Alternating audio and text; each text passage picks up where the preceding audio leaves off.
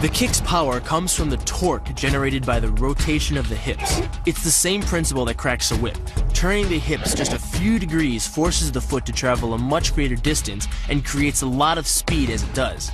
The longer the leg and quicker the rotation, the faster the kick. And unlike karate, Muay Thai fighters are also taught to strike with the hard bone of the shin. A Muay Thai kick can generate roughly the same force as a baseball bat, enough to crack a rib or a leg. Basically, it works like a point of a knife. All the force is magnified by being concentrated in a small, hard area.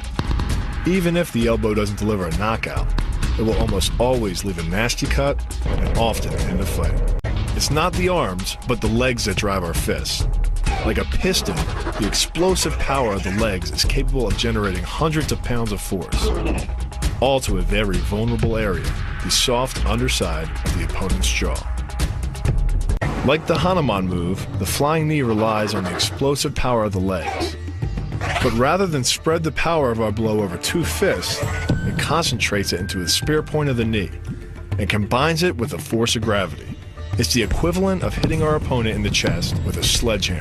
The hyperextension of the elbow, created by pulling back on the locked arm, virtually ensures that he will be taken down. The knee strike to the wrist dislodges the knife and further loads the elbow and shoulder.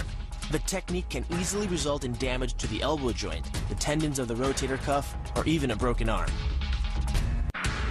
The key to this move is turning your opponent's lower arm into a lever. By grabbing his arm during the initial attack, you set up the lever such that direct loading to his elbow joint is achieved.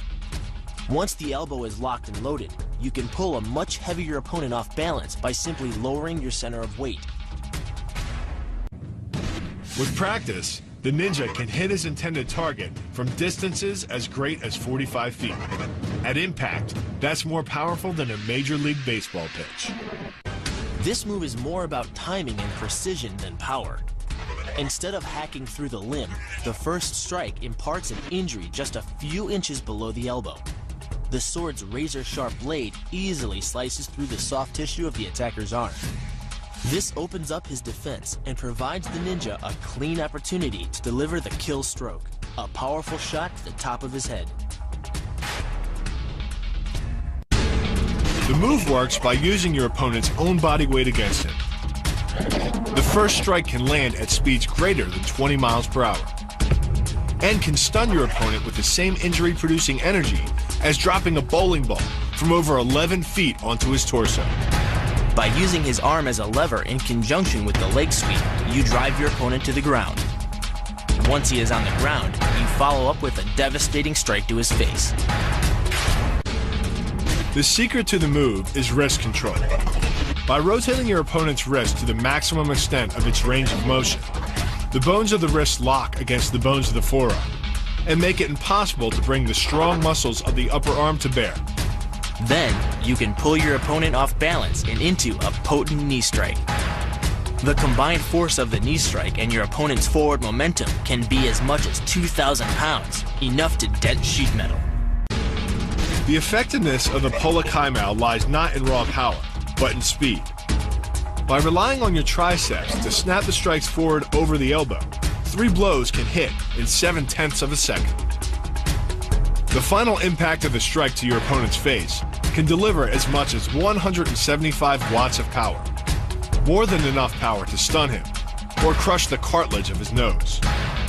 You then add insult to injury, firing one last shot into one of the most sensitive regions of the body, the groin.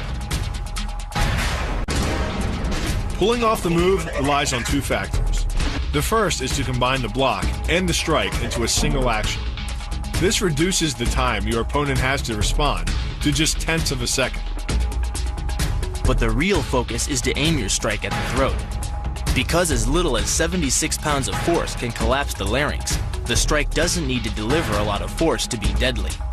One blow like this and the fight is over.